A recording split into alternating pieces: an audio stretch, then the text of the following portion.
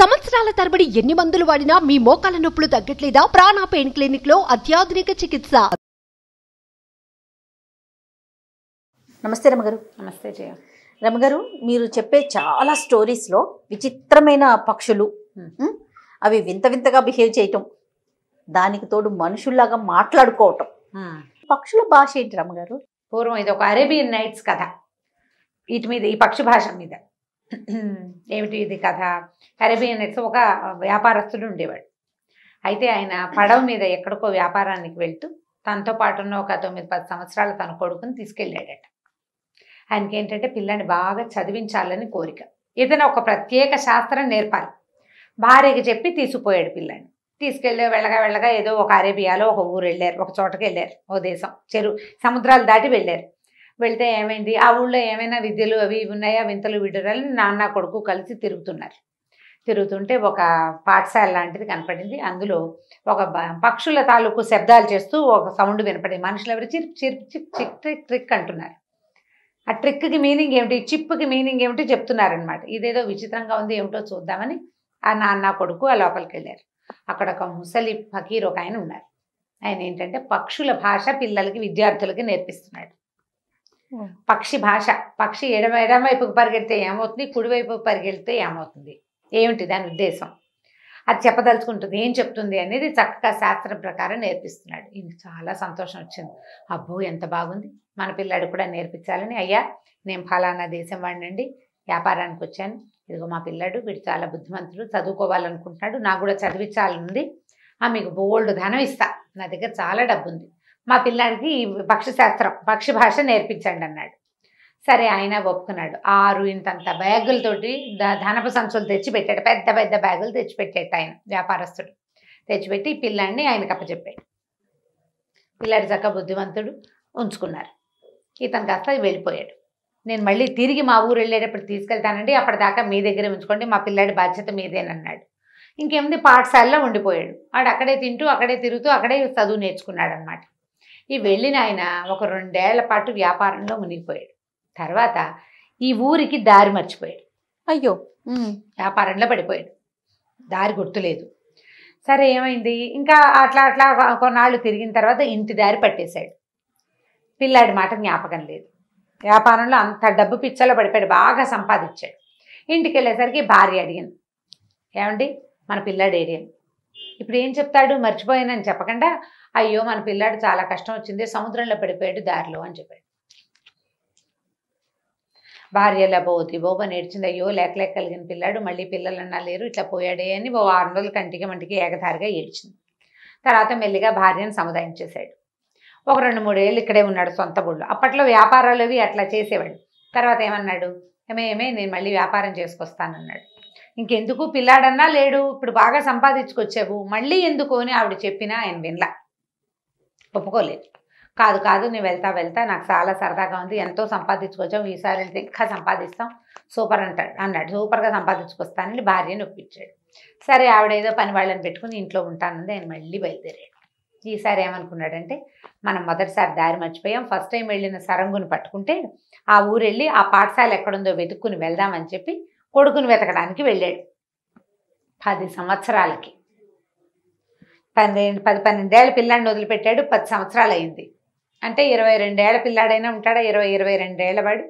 సరే, ఏమైంది, మెల్లిగా ఆ ఊరు వెళ్ళాడు. వెతుకుంటూ ఇట్లా పాఠశాల ఒకటి ఉండాలి, ఒక మసీదు పక్కనే పాఠశాల అని వెతుకుతూ వెళ్ళాడు. వెళ్ళేసరికల్లా మా పాఠశాల ఉంది, శబ్దాలు వినపడుతున్నాయి, ఎవరో పాఠం చెప్తున్నారు. చూస్తే లోపల ఒక కుర్రాడు కూర్చుని ఉన్నాడు. ఇదివరకు వృద్ధ ఫకీర్ ఒక ఆయన ఉండేవాడు, ఇప్పుడు ఆ ప్లేస్లో ఆయన లేడు. ఇతన్ని ఎవరు గుర్తుపడతారు, ఈయన గుర్తుపట్టరు కదా. సరే, ఈయన వెళ్తే ఫకీర్ గారు ఏంటంటే, ఫకీర్ గారు బయటికి వెళ్ళారండి అన్నాడు. కుర్రాడు మహాముచ్చటగా ఉన్నాడు, బాగున్నాడు, వాడే పాఠం చెప్తున్నాడు. కాసేపు అయ్యాక ఈయన అక్కడే కూర్చుని ఉన్నాడు. ఆ ఫకీర్ వస్తే అడుగుదామని ఆయన వచ్చాడు. ఆయన వచ్చి, బాగున్నారా, ఇన్ని సంవత్సరాల తర్వాత వచ్చారు, ఏమిటి అని కనుక్కుని, మీ అబ్బాయిని గుర్తుపట్టలేదా, ఈ పాఠం చెప్పేవాడు మీ వాడేనన్నాడు. వాడు ఉన్న విద్యార్థుల్లో గట్టివాడిని ఎంచి ఇవన్నీ మిగిలిన వాళ్ళకి పాఠం చెప్పమని చెప్పేళ్ళాను, ఈ అబ్బాయే మీ అబ్బాయి అనేసరికి ఆయన ఆనందపడిపోయాడు. అమ్మో, నా పిల్లాడు ఎంత పెద్ద అయిపోయాడు, ఎంత వాడైపోయాడు అని కావలించుకున్నాడు కొడుకుని.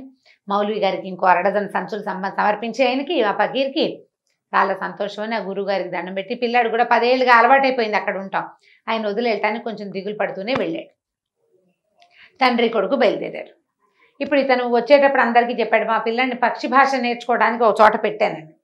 అక్కడి నుంచి మళ్ళీ బయలుదేరాక మా వాడు పక్షి శాస్త్రం నేర్చుకున్నాడని అదని ఇదని చెప్పాడు. అందరూ ఓహో ఓహో అన్నారు. సరే ఏమైంది, వీళ్ళు ప్రయాణ మధ్యలో ఉండగా ఒకసారి ఈయన వచ్చి బయట చక్కగా ఈ డెక్క మీద కూర్చుంటారు కదా పడవల్లో, పెద్ద పెద్ద షిప్పులు కదా అవి, అక్కడ కూర్చుని ఉంటే 2 పక్షులు ఏదో మాట్లాడుకుంటున్నాయి. కిచకిచ కిచకిచ అంటున్నాయి. ఆ తెరచాప ఉంటుంది ఆ కట్టిన దగ్గరే ఉన్నాయి. అయితే ఆయన అట్లా విని విని, అబ్బో మనకు అబ్బాయి ఉన్నాడు, వాడికి పక్షిశాస్త్రం బాగా తెలుసు, వాడిని పిలుద్దామని వాడిని కేకేశాడు. అబ్బాయి వాళ్ళు అవి 2 ఏం చెప్పుకున్నాయో చెప్పరా అంటే మాట్లాడలే అబ్బాయి, చెప్పలే వాడు. చెప్పపోయేసరికల్లా ఆ పక్కన ఆయన అన్నాడు, ఏంట్రో ఇన్ని సంవత్సరాలు చదివాయించానో మీ వాడికి చదవాయింపు ఏమీ లేనట్టుంది, ఏమీ రాలేదన్నాడు. అనేసరికి ఇక ఒక్కొక్కళ్ళు వచ్చారు పక్కపక్క నవ్వుతూ, 15 ఏళ్ళు వృధా చేశాడు మీ వాడు, మీసాలు పెంచాడు కానీ ఇంకేం పెరగలేదు, వాడికి చదువు రాలేదు, అది రాలేదు, తలా ఒక మాట అన్నారు. వాళ్ళు నాన్నడు, నాయన నా పరువు నిలబెట్టరా, అవి ఏం మాట్లాడుకుంటున్నారో చెప్పాలిరా నువ్వు, వీళ్ళందరూ చూడు నిన్ను నన్ను కూడా ఎక్కిరిస్తున్నారా, 6 మూటలు ముందు ఇచ్చా, 6 మూటలు తర్వాత ఇచ్చా, 12 మూటలు ఇన్ని సంవత్సరాలకు నేను డబ్బు ఇచ్చి నేను చదువుకు పెడితే నువ్వు చివరికి ఇట్లా చేస్తావా, చెప్పునైనా అని అడిగాడు. కుర్రాడు అన్నాడు, కాదు నాన్న, నాకు రాకపోవటం కాదు, ఆ చెప్పే మాటలు వింటే మీకు కష్టం తోస్తుందేమోనని చెప్పట్లేదు నాన్న నేను అన్నాడు. ఏం కష్టం తోచదు, నీకు అర్థమైంది, ఏమర్థమైందో చెప్పమన్నాడు. నేను రాజవుతాంట, మీరు నా దగ్గర సామాన్లు మోసేవాడు అవుతారని పక్షులు అంటున్నాయి నాన్న అన్నాడు. అనేసరికి ఈయనకి పళ్ళు కొరుక్కున్నాడు. ఈయనకి ఏం చేయాలో తెలియదు, పరువు పోయినట్టు అయిపోయింది కదా నలుగురు. ఈ మిగిలిన వాళ్ళంతా నిశ్శబ్దంగా ఉండిపోయి ఎవరి దారిని వాళ్ళు వెళ్ళిపోయారు. ఏమిటో వీడు చదువు విచిత్రంగా చెప్తున్నాడు. ఆయన ఇదంతా నిజమేనా అని అడిగాడు. అక్షరాల నిజాన్న, పక్షులు 2 అవే మాట్లాడుకుంటున్నాయి, అవునా కాదా అని పైకి తిరిగి చిప్ చిప్ చిప్ అని శబ్దం చేశాడు. అవి 2 అవును అని రెక్కలాడించి వెళ్ళిపోయింది. అంటే అది అక్షరాల నిజం. దాంతో ఈయన కొళ్ళు మండిపోయింది. 10 ఏళ్ల తర్వాత నేను తీసుకొస్తే వీడు రాజు అవుతాట, నేనేమో సామాన్లు మోసే కూలీ అవుతానా, ఈ పడవ నాది, కోట్ల కొద్దీ సంపాదించాను నేను, 12 సంచులు అవలీలగా ఒక గురువు దగ్గర పారేశానంటే నా దగ్గర ఎన్ని సంచులు ఉంటే నేను పారేస్తాను, నేనెందుకు బరువులు మోసేవాడిని అవుతాను. వీడిప్పుడు నేను తీసుకెళ్తుంటే ఆ గురువు పాఠశాల నుంచి వచ్చాడు, అక్కడ బీద పిల్లలతో పాటే ఉన్నాడు వీడెట్లా రాజు అవుతాడు, నా కొడుకు రాజు అవటం ఏమిటి, ఇలా ఆలోచించుకుని ఇక మండిపోతోంది లోపల. ఇప్పుడు విన్న వాళ్ళందరూ రేపటి నుంచి మీ వాడు రాజయ్యాడా నువ్వు బరువులు మొత్తం అలా అంటారు.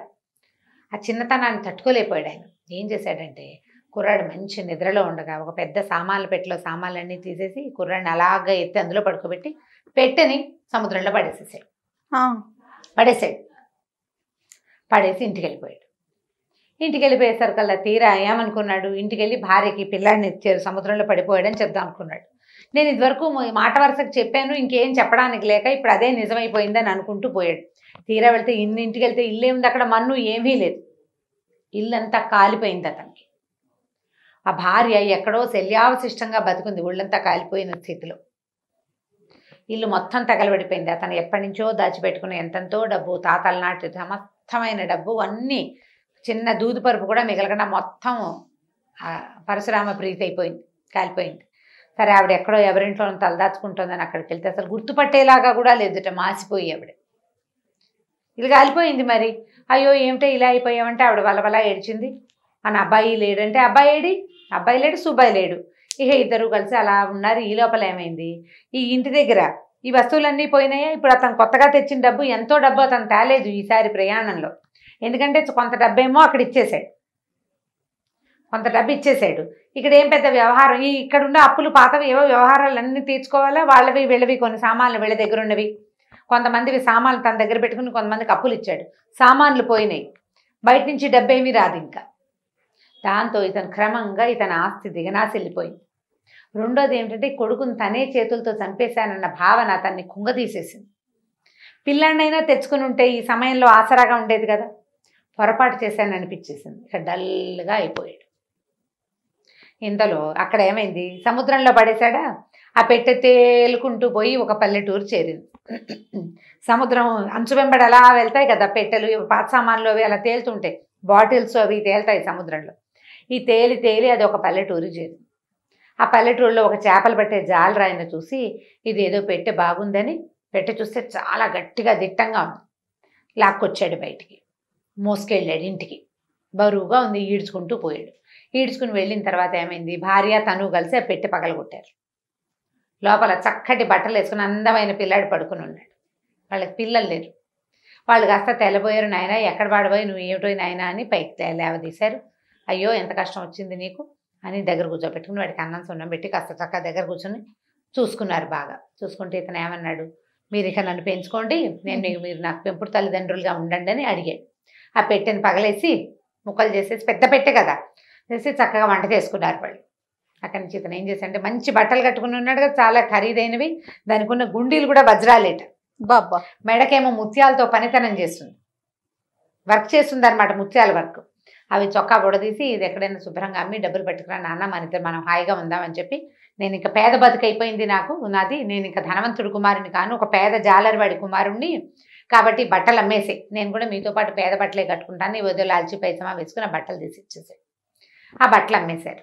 అమ్మేసుకుని కొంత ధనం తెచ్చుకున్నారు. చుట్టుపక్కల అందరూ చెప్పుకున్నారు, వీళ్ళకి ఎన్ని సంవత్సరాలుగానో పిల్ల జల్లా లేరు, కానీ ఒక లక్షణమైన పిల్లాడు మాత్రం భలే దొరికాడు, వీళ్ళ ఇబ్బందులు తీర్చడానికి వచ్చాడు, భగవంతుడు ఇచ్చిన ఫరిష్తా వాడని చెప్పుకున్నారు.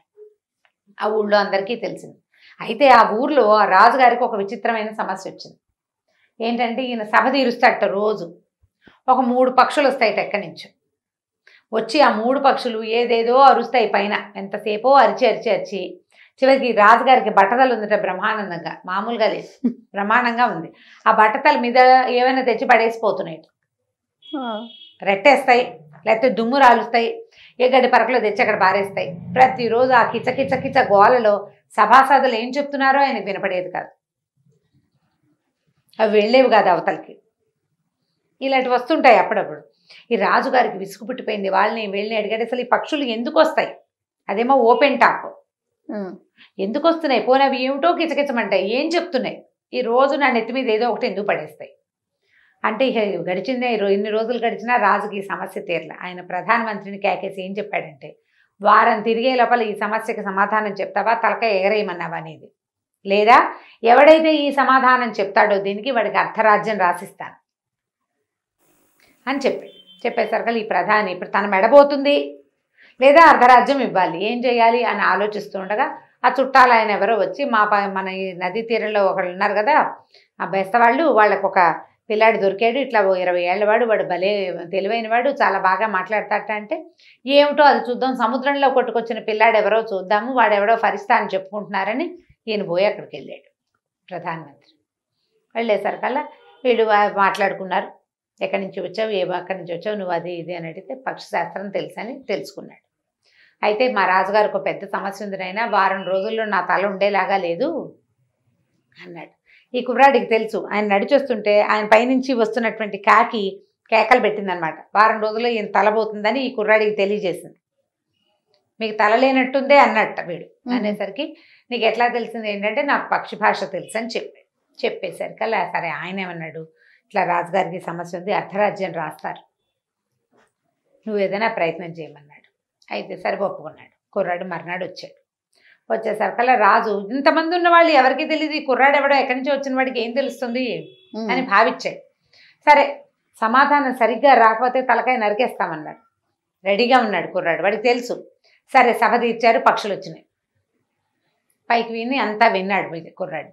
ఏమంటున్నాయో చెప్పన్నాడు. 3 పిట్టలు వచ్చాయి కదా, అందులో ఒకటి ఆడపిట్ట, 2 మగ పిట్టలు. ఓహో. ఒకటి తూర్పు దేశం నుంచి వచ్చిన పిట్ట ఒకటి, 2 పిట్టలు పడమర దేశం ఆడ మగ, అవి 2 ఇక్కడ ఉండేవి. అయితే ఏమైంది, 2 పడమర నుంచి ఇప్పుడు మళ్ళీ వచ్చింది ఆ పిట్ట, ఎక్కడికో వెళ్ళిపోయి వచ్చింది. ఒక పిట్ట ఇందులో ఈ పక్షికి మొదట జత కట్టింది. ఇది తన సొంత దేశం వెళ్ళిపోయింది, ఇక్కడ కాకుండా వెళ్ళిపోయేసరికల్లా ఒంటరిగా ఉండి ఆ పక్షి ఏం చేసింది, ఇక్కడ లోకల్గా ఉన్న ఒక పిట్టతోటి ఫ్రెండ్షిప్ చేసింది. వీళ్ళిద్దరూ కలిసి 2 సార్లు గుడ్లు పెట్టిన తర్వాత ఆ పాత పక్షి వచ్చేసింది. ఇప్పుడు వీళ్ళు కొట్టుకుంటున్నారు. దాని మొదటి మొగుడు వచ్చాడనమాట, పక్షి తాలూకు మొదటి భర్త వచ్చాడు. న్యాయం చెప్పు, నేను వీళ్ళిద్దరిలో ఎవరితోటి ఉండాలి అని అడుగుతోంది ఆడపక్షి. ఇది నిజమా కాదా అంటే, పక్షులు వచ్చి కూర్చోండి అని చెప్పాడు. 3 పక్షులు వచ్చి కూర్చున్నాయి మాట్లాడకండి అంటే నిజమేనమాట. అప్పుడు రాజుగారిని న్యాయం చెప్పమన్నారు. రాజుగారు న్యాయం చెప్పమంటే రాజుగారు ఏం చెప్తాడు న్యాయం? రాజుగారు నేను చెప్పలేను, నువ్వే చెప్పు సమాధానం అన్నాడు. ఏమన్నాడంటే, ఎవరి దేశం వాళ్ళు వెళ్ళిపోండి, ఈ దేశంలో ఉండదు. తూర్పు నుంచి వచ్చిన పక్షి తూర్పుకి వెళ్ళిపోవాలి, పడమటి నుంచి వచ్చిన పక్షి పడమటికి వెళ్ళిపోవాలి. మగ పక్షులు రెండు వెళ్ళడానికి రెడీ అయిపోయినాయి. అవి రెండు పక్కల నుంచి వచ్చినాయి. ఇప్పుడు ఈ ఆడపక్షికి ఏం చెప్పాడంటే, నీకు ఎవరంటే ఇష్టమైతే వాళ్ళతో వెళ్ళిపో నువ్వు అనగానే అది పడమటి పక్షితో వెళ్ళిపోవడానికి రెడీ వెళ్ళిపోయినాయి పక్షులు. 3 ఒక్కసారి వెళ్ళిపోయినాయి. ప్రజలంతా జయ జయధ్వానాలు చేశారు. ఎంత సింపుల్గా మాట వినిపించేశాడు, చిరుపు చిరుపు అని శబ్దం చేస్తూ వీడు. ఓహో అన్నారు. ఓహో అన్నాక, రాజా మీరు సంతకం పెట్టండి అని చెప్పారు. అర్ధరాజ్యం సంతకం పెట్టడం ఇష్టం లేదు ఆయనకి. దీనికి డబ్బులు ఇవ్వాలా, దీనికి మనం ఆ రాజ్యం ఇవ్వాలా అనిపించింది. అయితే ఈ అబ్బాయి అన్నాడు, మీరు మొదట ఒక మాట ఒప్పుకున్నారు, ఒప్పుకున్న ప్రకారం చేసి తీరాలి. మీరు మెడ నరికేస్తానన్నారు, నేను ఒప్పుకున్నా కదా. ఒకవేళ ఈ పక్షులు కనుక నా మాట వినకపోయి ఉంటే మీరు నా మెడ నరికేవారు. అందులో ఏమైనా వెనక్కి తీసేది ఉందంటే వెనక్కి తీసేది లేదు. మరి రాజ్యం ఇవ్వడానికి వెనక్కి తీస్తే ఎట్లా అనేసరికి ఆయన ఒప్పుకోలేదు. ఆయన నచ్చలేదు, నేను ఆలోచిస్తానన్నాడు. అనేసరికి కుర్రాడు అన్నాడు, అలా కాదు, మీకు పక్షులు సత్తా ఏంటో చూపిస్తానన్నాడు. ఆకాశం వైపు తిరిగి పైకి తలకాయ పైకెత్తి 2 చేతులు పైకెత్తి ఏవో శబ్దాలు చేశాడు. ఒక అరగంటలో మబ్బు వచ్చేసింది పైన. వాన వచ్చేలాగా ఉందంటే కుర్రాడు పక్కపక్క అనమాట. వాన కాదు, సరిగ్గా చూడండి ఏమొస్తున్నాయని. భయంకరమైన పక్షులు మొత్తం ఆకాశం అంతా మేఘాలు కమ్మినట్టు కమ్మేసినాయి ఈ అబ్బాయి పిలిచిన పిలుపుకి. అబ్బా దగ్గరకు వస్తే అవన్నీ పక్షులే, అన్ని అడవి పక్షులే. వీడు పిలిచిన పిలుపులు వినేసి వచ్చేసినాయి అవన్నీ. దూరం నుంచి చూస్తే మబ్బల్లే కనపడుతుంది, దగ్గరకు వస్తే పక్షులు. అన్ని పక్షులు మొత్తం ఊరంతా మేఘావృతంగా అయిపోయింది. అంటే కిందకు వచ్చి పొడిచేస్తాయి. రాజు కంగారు పడిపోయాడు. ప్రజలంతా ఏమైపోతారు? బాబాబు నీ పుణ్యం ఉంటుంది, ఆడవ పక్షులన్నింటినీ పంపించేసేయి. అసలు 1-2 ఆడవ పక్షులను చూస్తేనే భయం వేస్తుంది, అన్ని వేలాది పక్షులు చూస్తే కంగారు పుట్టదు. ఊరంతా గగ్గోలెత్తిపోయారు. రాజు అన్నాడు, వాళ్ళని వాటిని పంపేసి అర్ధరాజ్యమే కదా, నేను సంతకం పెట్టిచ్చేస్తానన్నాడు. సంతకం పెట్టి ఆ కుర్రాన్ని తన దగ్గర ఉంచుకున్నాడు. ఇద్దరు వీడు సైగ చేసి చిన్న శబ్దం చేసేసరికి మొత్తం పక్షులన్నీ వెళ్ళిపోయాయి.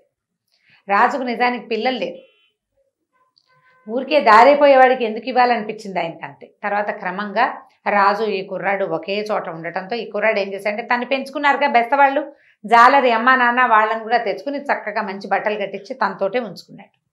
ఈ ఉంచుకుని కొంతకాలం అయ్యేసరికి రాజుగారు చనిపోతూ తన మిగిలిన రాజ్యాన్ని కూడా ఈ కుర్రాడి పరం చేసేసాడు. ఆ రాజ్యం మొత్తానికి అబ్బాయే రాజు అయిపోయాడు. ఇప్పుడు అక్కడ అమ్మ నాన్న ఉన్నారు కదా, వాళ్ళకి ఆ ఊళ్ళో ఏమీ కలి లేదు, గంజి లేదు, ఏమి పుట్టల వాళ్ళకి. సరే వేరే ఊరు వెళ్ళి ఏదైనా పని చేసుకుని బతుకుదామని వాళ్ళు ఈ ఊరు వచ్చారు. ఈ ఊరు వచ్చేసరికల్లా సరే రాజుగారు ఏం చేశాడంటే, ఏవో కొన్ని పనులు చేయిస్తున్నారు, బిల్డింగ్ పనులు చేయిస్తుంటే ఒకరోజు ఈయన పైన నిలబడి చూస్తున్నాడు. మేడ మీద చూస్తుంటే సామాన్లు మోసుకెళ్తున్నారు కొంతమంది. ఈ లోపల ఒక ముసలాయన వచ్చి, నేను కూడా సామాన్లు మోస్తాను బాబు, 5-10 ఇప్పించండి అని తను పనిలో దిగి భార్యనేమో అంతఃపురం ఓడవడానికి దానికి ఏర్పరిచాడు. ఇద్దరూ చెరుకో పని చేసుకుంటున్నారు అక్కడ. ఈ పైన నుంచి చూస్తున్నాడు కుర్రాడు. ఈ ముసలాయన్ని చూసేసరికి ఏమనిపించింది, ఇంత పెద్దవాడు మొయ్యలేకపోతున్నాడు, ఏమిటో ఎందుకు ఇంత కష్టపడి పని చేస్తున్నాడు, పిల్లలు లేరా పని చేసి పెట్టడానికి? అమ్మ నాన్న పెద్దాళ్ళు అయ్యాక ఏం చేయాలి, ఇంట్లో కూర్చుని ఇల్లు వాకిలి చూసి కాస్త పిల్ల జల్లాన్ని కాపాడాలి. బలమైన మగపిల్లలు ఆడపిల్లలు పిల్లలు పని తీసుకురావాలి, పెద్దవాళ్ళు ఏం పని చేస్తారు? అందుకని ఆ ముసలాయన్ని పిలుచుకురమ్మన్నాడు. పిలుచుకురమ్మంటే సరే ఏమిటి బాబు అంటే, నాయన ఇది వరకు బాగా కలిగిన వాళ్ళమే, ఏదో వ్యాపారంలో పోయింది అన్నాడు. నువ్వు ఒక్కడవేనా అంటే, కాదు నా భార్య కూడా ఉంది, మేము ఫలానా ఊరి నుంచి వచ్చామంటే ఆవిడని కూడా పిలమన్నాడు. ఆవిడ పిలిచారు. ఏం పని చేస్తుందంటే, ఆవిడ అంతఃపురం ఊడుస్తుంది, మెట్లు అవి కడుగుతుంది, ఏదో చిన్న పని చేస్తుంది. మీకు పిల్లలు లేరా అంటే ఆవిడ ఏడవటం మొదలుపెట్టి, ఎందుకు లేడు నాయన, బంగారం అంటే కొడుకు ఎంత చక్కటివాడో, వాడు కాస్త సముద్రంలో పడిపోయాడు, వాళ్ళ నాన్న తీసుకెళ్ళి సముద్రంలో పడేసి వచ్చాడు వాడిని, పిల్లాడే ఉండుంటే మా గతికి ఇట్లా అయ్యేదా అని ఆవిడ ఏడ్చింది. మీ అబ్బాయిని గుర్తుపట్టగలవా అని అడిగాడు. అడిగితే నేను గుర్తుపట్టలేను, ఎందుకు గుర్తుపట్టలేను, మామూలుగా మనిషిని గుర్తుపట్టలేను, పెద్దవాడు అయిపోయి ఉంటాడు, భుజం మీద మా వాడికి మంచి పుట్టుమచ్చ ఉంది, వాడి పుట్టుకతోటే ఉంది, పుట్టినంగానే చూశాను నేను, అప్పటి నుంచి నాకు మా మచ్చ కంట్లోనే ఉంది, నేను గుర్తుపడతానంటే ఈ రాజుగారి చొక్కా విప్పి ఇదేనా అని చూపించాడు భుజం మీద. చూపించేసరికి ఆవిడ ఏడవడం మొదలుపెట్టింది. అయ్యో నా కొడుకు ఇంత వాడే ఇలాగ అయ్యాడు, ఇక్కడికి ఎందుకు వచ్చాడు, ఎట్లా వచ్చాడని ఆవిడ కొడుకుని కావలించుకుని ఏడ్చింది. ఏడ్చేసరికి ఈ తండ్రి, నాయన ఎట్లా బతికొచ్చావురా, సముద్రంలో పడేసాను నేను నిన్ను అంటే, నువ్వు పడేసిన సముద్రంలో పడేసిన ఆ పెట్టే నన్ను ఇక్కడికి తెచ్చింది, ఈ దేశపు రాజునైపోయాను నేను. ఆ రోజు పక్షులు చెప్పిన శాస్త్రం నిజమే అయింది. నేను రాజు అయ్యాను, నువ్వు బరువులు మోసే కూలీవయ్యావు. రోజు ఎవరిది ఎలా మారుతుందో చెప్పలేకపోతాం కదా, కానీ నువ్వు కూలీ అవ్వటం, నా దగ్గరే కూలీ అవ్వటం వల్ల ఇవాళ నేను అమ్మని నిన్ను కలుసుకోగలిగాను. అమ్మా నాన్న పాదాలు పట్టుకుని దండం పెట్టుకుని దగ్గర పెట్టుకున్నాడు. ఈ పెంపుడు అమ్మా నాన్న, కన్న అమ్మా నాన్న ఇద్దరు కలిసి ఈ కుర్రాడితో పాటే హాయిగా ఉన్నారు. వాడు నేర్చుకున్న పక్షి భాష వల్ల. పక్షులకి భాష ఉంటుంది, దానికి ఇది వరకు శాస్త్రం కూడా ఉండేదిట. ఆ శాస్త్రం మీదే కథ బాగుంది కదా అని నేను ఇది పెట్టుకున్నాను అనమాట. ఎప్పుడైనా నేను చెప్పొచ్చాను. చాలా బాగుంది రమ్మగారు. అరేబియన్ నైట్స్ లోదే కథ. సో పక్షులకి భాష ఉందనేది మనం ఖచ్చితంగా నమ్మాల్సిందే. ఓకే రమ్మగారు, ఇంకొక స్టోరీతో మళ్ళీ కలుద్దాం. తప్పకుండా జయ. నమస్తే. సుమన్ టీవీలో మీ పర్సనల్ అండ్ బిజినెస్ ప్రమోషన్స్ కోసం కింది నెంబర్కి కాంటాక్ట్ చేయండి.